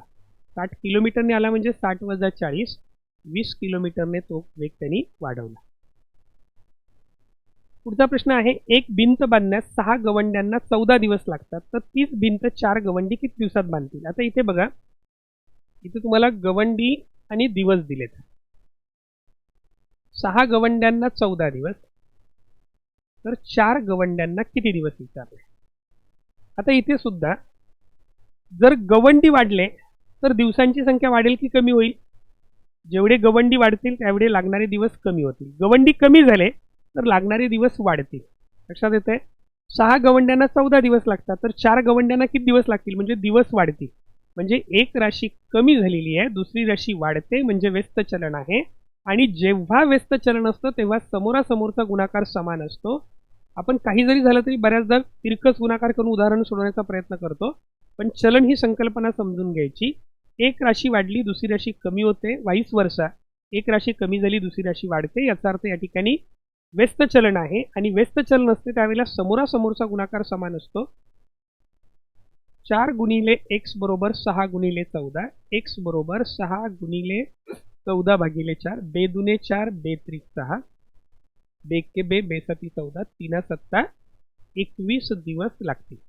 4 गवंड्यांना मात्र 21 दिवस. 14 सक 84, 21 चोक 84, 21 दिवस लागतील. दोन संख्यांचे गुणोत्तर 7:3 आहे. त्यामधील फरक 28 असल्यास त्या संख्या कोणत्या? आता दोन संख्यांचं गुणोत्तर 7:3 आहे. हे उदाहरण तुम्ही पर्यायावरून पण पटकन सोडवू शकता. पहिलं 49 आणि 21चं जर आपण गुणोत्तर घेतलं तर 49 आणि 21चं गुणोत्तर किती येत आहे? तर 7 7 49, 7 त्रिक 21, 7/3 येत आहे. यांची वजाबाकी केली तर लक्षात येतं की 9 आतून 1 गेला 8, 4 2 गेले 2, म्हणजे 28. म्हणजे पहिली अट ह्याला लागू पडते. बाकी कुठेही तुम्हाला लक्षात येईल 21/59, 59 ही मूळ संख्या त्यामुळे भाग जाणार नाही. 23/51, 23 ही मूळ संख्या भाग जाणार नाही. 31/59 दोन्ही मूळ संख्यात म्हणजे भाग जाणार नाही. म्हणजे यांची गुणोत्तरं अशीच राहतील, त्याच्यामध्ये गुणोत्तर भाग जाणार नाही. त्यामुळे हे उत्तर असू शकणार नाही. त्यामुळे उत्तर किती येईल? 49 आणि 21. डायरेक्ट पर्यायावरून जरी तुम्ही गेलात तरी पटकन उत्तरापर्यंत पोहोचता. 7 7 49, 7 त्रिक 21, 49 वजा 21 28 आला. उत्तरापर्यंत पोहोचताय. दुसरं समजा तुम्हाला हे उदाहरण समजा पर्याय खूप मिळते जुळते दिले आहेत आणि त्याला कॅल्क्युलेशनला समजा तुमच्या लक्षात आलं की 2-3 पर्यायांचे गुणोत्तर 7:3च येत आहेत आणि मग कॅल्क्युलेशनला वेळ लागेल. अशा वेळेला पण ते एकदम सोपं आहे. तुम्हाला त्या संख्या कोणत्या काढायच्या? तर बघा इथे गुणोत्तर किती आहे? 7:3 आहे. गुणोत्तर 7:3 आहे. म्हणजे यांचा फरक किती झाला? 7 वजा 3 झाला, 4 झाला. बरोबर. आता इथे असा अर्थ काय होतो? फरक या गुणोत्तरातला फरक किती झाला? 4. 4 फरक असेल त्यावेळेला 28. याचा अर्थ काय होतोय? 7 वजा 3 मधला फरक किती झाला? 4 झाला. म्हणजे 4 भाग बरोबर किती आले? 28 आले. तर मग तुम्हाला मोठी संख्या काढायची. 7 भाग बरोबर किती? 7 भाग बरोबर किती? भाग वाढले की संख्या वाढणार आहे. म्हणजे हे समचलन आहे. इथे तिरकस गुणाकार करावा लागतो. 4 गुणिले x बरोबर 28 गुणिले 7. x बरोबर 28 गुणिले 7/4. 4 7 28, 7 7 49. किंवा हा फरक तुम्हाला दिलाय, हा फरक लिहा गुणिले गुणोत्तरातला फरक लिहा. गुणोत्तरातला फरक किती आहे? 4 आहे. मोठी संख्या किती आहे? 7 आहे. असं डायरेक्ट केलं तरी चालेल. लहान संख्या काढायची आहे. फरक किती आहे? 28. गुणोत्तरातला फरक किती आहे? 4. लहान संख्या किती आहे? 3. 28 गुणिले 7/4, 28 गुणिले 3/4. हे जरी केलं तरी तुम्हाला उत्तर येईल 4 1 4, 4 7 28, 7 7 49. 4 1 4, 4 7 28, 7 त्रिक 21. असंही केलं तरी चालेल. कोणत्याही प्रकारे करू शकता. सोपी उदाहरणं आहेत. फक्त शक्यतो त्यावेळेला कोणती मेथड उपयोगी पडेल हे विचारात घ्यायचं आणि कमीत कमी वेळेमध्ये आपल्याला तो प्रश्न सोडवायचा हे लक्षात घ्यायचं. दशादशे किती व्याजदराने 4,000 रुपयाचे 4 वर्षात 4,320 रुपये रास होईल असं विचारलंय. म्हणजे तुम्हाला इथे रास दिलेली आहे. आता तुम्हाला काढायचंय किती व्याजदराने, व्याजाचा दर काढायचा. म्हणजे तुम्हाला पहिलं व्याज काढावं लागेल. व्याज बरोबर सूत्र काय आहे? रास वजा मुद्दल. व्याज बरोबर सूत्र काय आहे? रास वजा मुद्दल. रास किती या ठिकाणी? 4,320 रुपये. त्यांनी रास होईल असं म्हणाले ना. रास याचा अर्थ काय? आपण बँकेत पैसे भरले तर बँकेने आपल्या पैशाबरोबर जे व्याज एकत्र आपल्याला बँक देते त्याला आपण रास म्हणतो. रास बरोबर मुद्दल अधिक व्याज. मग व्याज काढायचं तर रास वजा मुद्दल हे सूत्र वापरतो. 4,320 वजा 4,000 म्हणजे उत्तर किती आलं? 320 हे व्याज आलं. 320 हे काय झालं? व्याज आलं. आता तुम्हाला व्याजाचं सूत्र, सरळ व्याजाचं सूत्र माहिती आहे. आय बरोबर PNR भागिले 100. आय बरोबर PNR भागिले 100. इथे मुद्दल किती आहे? 4,000 आहे. व्याज किती आलेलं आहे? 320 आलेलं आहे. व्याजाचा दर काढायचा आहे. मुदत किती आहे? 4. आरची किंमत काढायची आहे भागिले 100. आता हे 2 शून्य आणि हे 2 शून्य जातील. मग साहजिकच काय आलं? 40 चोक 160. 160 गुणिले आर बरोबर किती आहे? 320 आहे. तर ते का बघा इथे 2 शून्य 2 शून्य गेले. 4 चोक 16 म्हणजे 160. 160 गुणिले आर बरोबर 320 आहे. तर आर बरोबर किती होईल 320 भागिले 160. ते शून्य गेले 16 1 16 16 दुने 32. याचा दर किती असेल 10.2% दराने. 10.2% दराने 4,000 रुपयाचे 4 वर्षात 4,320 रुपये रास होईल. फक्त इथे लक्षात ठेवायचं जेव्हा रास दिली आहे तेव्हा तुम्हाला सर्वप्रथम व्याज काढायचं आहे आणि व्याज काढायचं तर सूत्र काय वापराल रास वजा मुद्दल.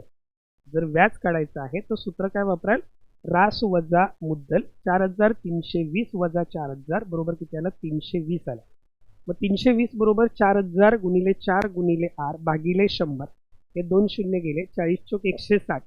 160 गुणिले आर बरोबर 320 होतील. आर बरोबर 320 भागिले 160. शून्य गेला 16 1 16 16 दुने 32. आर बरोबर 2 येईल. पुढचा प्रश्न आहे एका फ्रीजची खरेदी किंमत रुपये 32,000 आहे. जर तो फ्रीज 35,200 रुपयाला विकला तर किती टक्के नफा होईल. इथे तुम्ही डायरेक्ट पण काढू शकता. खरेदी किंमत किती आहे 35,000 आहे. विक्री किंमत किती आहे 35,200 आहे. समजा खरेदी किंमत 100 रुपये असेल तर विक्री किंमत किती असं डायरेक्ट काढलं तरी चालेल. काय करावं लागेल खरेदी किंमत कमी झाली तर विक्री किंमत कमी होणार आहे. खरेदी किंमत वाढली तर विक्री किंमत वाढणार आहे. म्हणजे समचलन आहे. खरेदी किंमत विक्री किंमतीतलं चलन हे नेहमी समचलन असतं. तिरकस गुणाकार कराल काय होईल तिरकस गुणाकार समचलन आहे तर तिरकस गुणाकार करतो. 32,000 गुणिले x बरोबर 35,200 गुणिले 100. x बरोबर किती होईल 35,200 गुणिले 100 भागिले 32,000. हे 2 शून्य जातील आणि हा 1 शून्य जाईल. 32 एक्के 32 बाकी उरली 3. 32 एक्के 32 बाकी उरली 0.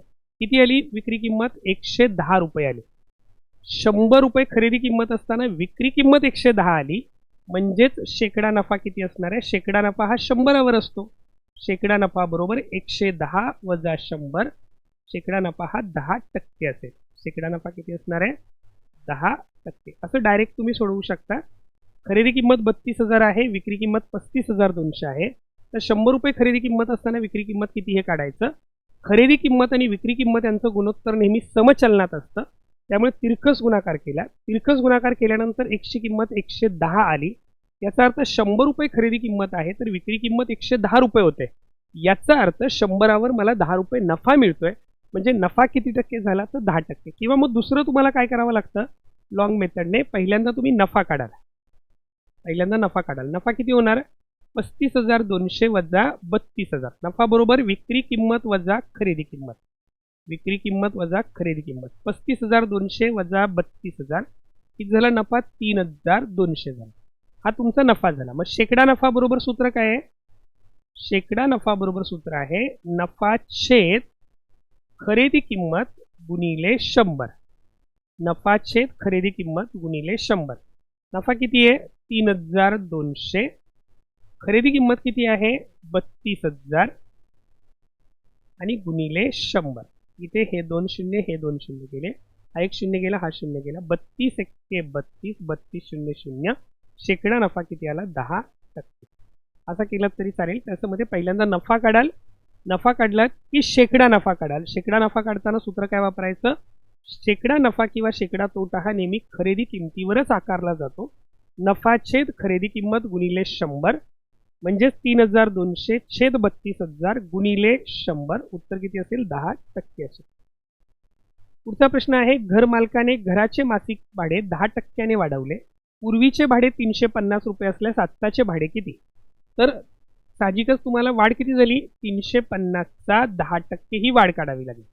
पहिलं तुम्हाला झालेली वाढ काढावी लागेल. 350चा 10% म्हणजेच काय 350 गुणिले 10 भागिले 100. शून्य गेला शून्य गेला शून्य गेला शून्य गेला. किती रुपये वाढ झाली 35 रुपये वाढ झाली. पहिलं भाडं किती होतं 350 रुपये. त्यात वाढवलं किती 35 रुपये.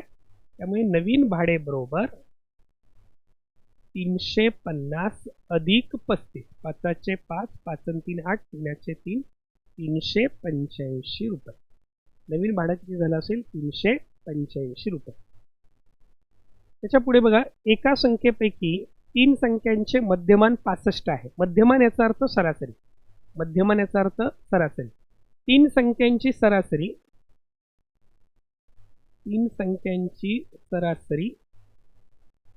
65 आहे. उरलेल्या दोन संख्यांची सरासरी, मध्यमान 70 आहे म्हणजे सरासरी 70 आहे. तर सर्व संख्यांचं मध्यमान किती? सर्व संख्यांचं म्हणजे तुम्हाला काय करावं लागेल? पहिल्यांदा या सर्व संख्यांची बेरीज काढावी लागेल. तीन संख्यांची सरासरी 65 आहे, तर तीन संख्यांची बेरीज त्यांच्या गुणाकारा एवढी असेल. तीन संख्यांची बेरीज त्यांच्या गुणाकारा एवढी असेल. 3×5 = 15, 8 1, 3 18 आणि 1 19, 195 झाली. 7 2 14 झाले. ही बेरीज केली तर किती आली? 5 5, 9 4 13, 2 1 3, 335 बेरीज झाली. आता 335 बेरीज झाली, मग सरासरी बरोबर काय आहे? तर सर्व प्राप्तांकांची बेरीज भागिले प्राप्तांकांची संख्या.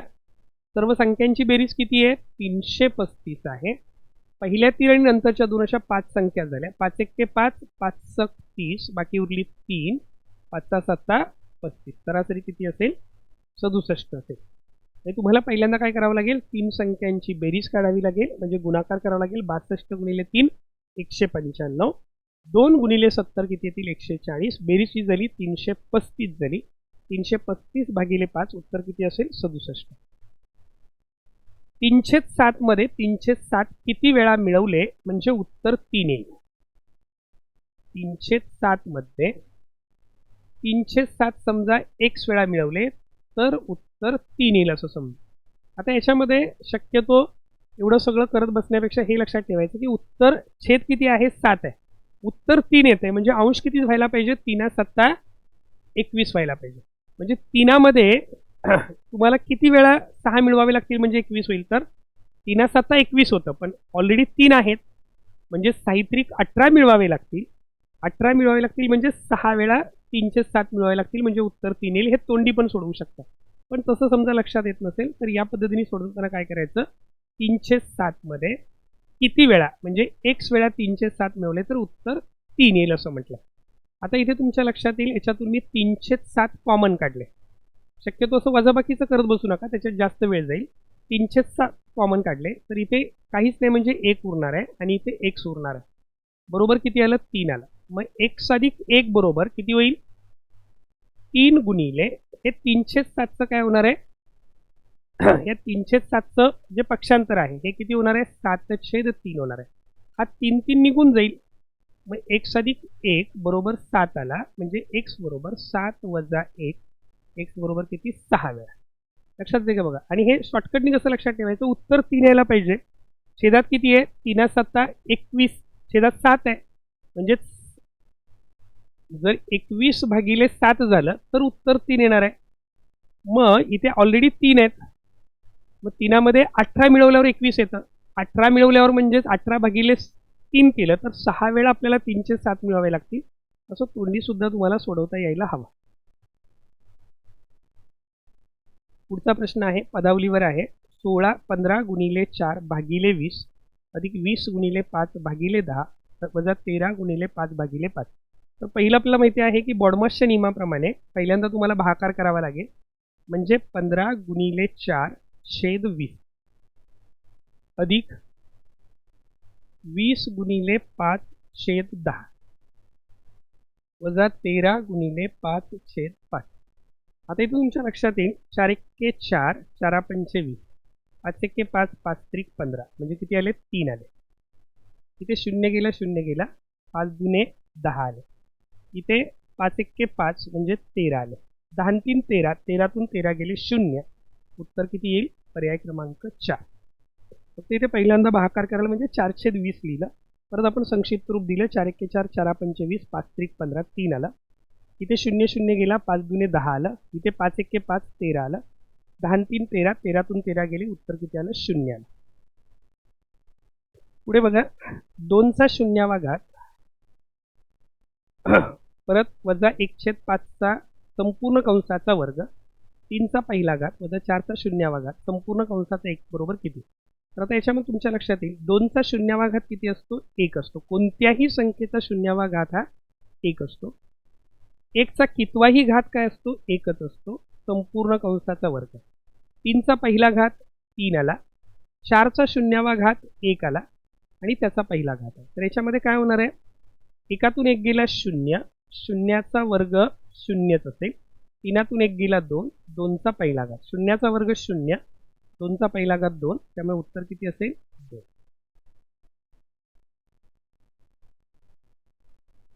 नक्की सर्वांच्या लक्षात आलंय. कोणत्याही संख्येचा शून्यावा घात 1 असतो, त्यामुळे 2चा शून्यावा घात 1 आला, एकाचा 5वा घात 1 आला, एकातून 1 गेला 0, शून्याचा वर्ग 0, 3चा पहिला घात 3 आला, 4चा शून्यावा घात 1 आला, 3तून 1 गेला 2, 2चा पहिला घात 2, 0 अधिक 2 किती आले 2 आले, त्यामुळे उत्तर किती आलं 2 आलं. पुढे बघा, वर्गमुळात 0.000256 आहे. आता याच्यामध्ये आपल्याला माहिती आहे की 256 हा कुणाचा वर्ग आहे 16चा, तर उत्तरामध्ये 16 तर असणार आहे. फक्त लक्षात ठेवा, वर्गमूळ काढताना काय करायचं, मूळ संख्येमध्ये दशांश चिन्हानंतर जेवढी घरं आहेत त्याच्या निम्मी घरं आली पाहिजेत. म्हणजे इथे 1 2 3 4 5 6 घरं आहेत, 6ची निमपट म्हणजे 3 घरं आली पाहिजेत. 3 घरं आली पाहिजेत म्हणजे एक घर 6चं, एक एकाचं, एक घर आणखी कमी पडतंय, त्यामुळे शून्याचं 0.016 हे तुमचं उत्तर असेल. पुढचा प्रश्न आहे 24 72 96 यांचा मसावी किती. तर आपल्या लक्षात येतं की 24 त्रिक 72 आहे, 24 चोक 96 आहे. एक संख्या दुसऱ्या संख्येची विभाज्य असेल किंवा पुढच्या संख्या जर त्या लहान संख्येच्या पाड्यातल्या असतील तर नेहमी लहान संख्या मसावी असते. याचं उत्तर किती असणार आहे 24 असणार आहे. तुम्ही जर करायला गेला तर तुमच्या लक्षात येतं की 24 72 96 सगळे 24च्या पाड्यातले आहेत. 24नी भागलं 24 एके 24, 24 त्रिक 72, 24 चोक 96. फक्त यांनाच फक्त 24नी भाग जाईल, बाकी कुठल्याही संख्येला समान संख्येने भाग जाणार नाही, त्यामुळे उत्तर किती असेल 24.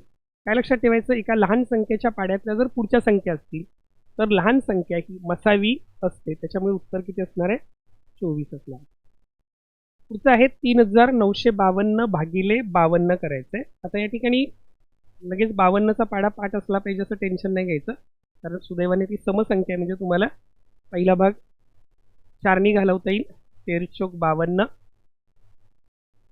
परत 4 9 36, बाकी उरली 3, परत 4 8 32, बाकी उरली 3, 4 8 32, परत 13नी डायरेक्ट भाग लावला तरी चालेल. 13 1 13, 13 7 91, 13 7 91, 7 उरती, 13 78, उत्तर किती येईल 76, पर्याय क्रमांक 1. पुढचा प्रश्न आहे 2चा चौथा घात गुणिले 2चा घन छेद 2चा वर्ग गुणिले 2चा चौथा घात. इथे 2चा चौथा घात 2चा चौथा घात कॅन्सल होईल. 2चा घन म्हणजे 2चा 3 वेळा गुणाकार, 2चा वर्ग म्हणजे 2चा 2 वेळा गुणाकार, हे 2 2 निघून जातील. उत्तर किती असेल 2, पर्याय क्रमांक 4 हे तुमचं उत्तर असेल. शेवटचा प्रश्न आहे 999 9999 वजा 999 वजा 99 वजा 9. अशा वेळेला शक्यतो पुढून मागे वजाबाकी करत जायची. पहिले वजाबाकी कराल 9999 वजा 999, तर ती 9000 येईल, वजा 99 वजा 9. परत 9000 मधून ज्या वेळेला तुम्ही 99 वजा करायला जाल त्यावेळेला 9000 वजा 99, इथे 10तून 9 गेला 1, 10तून 9 गेला 1, 9तून 9 गेले 0, परत इथे तुमच्या लक्षात येईल इथे 9 उरलेला असेल. आपण हे माहिती आहे की तुम्हाला इथे 1 घेतो, इथे 8 लिहितो, इथे 9 9 आणि 10 लिहितो. 10तून 9 गेला 1, 9तून 9 गेले 0, 9 8901 येईल, 8901 वजा परत 9 करायचे. आता 8901 मधून 9 वजा करताना इथे एकातून 9 जात नाहीत, म्हणून तुम्ही काय कराल इथून घ्याल, इथे 8 उरले, इथे 9 उरले आणि इथे 11 झाले. 11तून 9 गेले 2, 902 909, परत 8 8 8 8 8892, पर्याय क्रमांक 2 हे उत्तर असेल. तर अशा पद्धतीने आपण या लेक्चरमध्ये आपली जी प्रश्नपत्रिका क्रमांक 5 होती, या प्रश्नपत्रिका क्रमांक 5 मधील गणित आणि बुद्धिमत्ता या दोनही विषयाचे सर्व प्रश्न पाहिलेले आहेत. कोणत्या प्रश्नाबद्दल शंका असेल तर तुम्ही नक्की मला व्हॉट्सअपवर मेसेज करा. किंवा समजण्यास कठीण गेला असेल तसा मेसेज करा. पण सर्व विद्यार्थ्यांनी हे प्रश्न कृपया त्याचा चांगला सराव करा. धन्यवाद.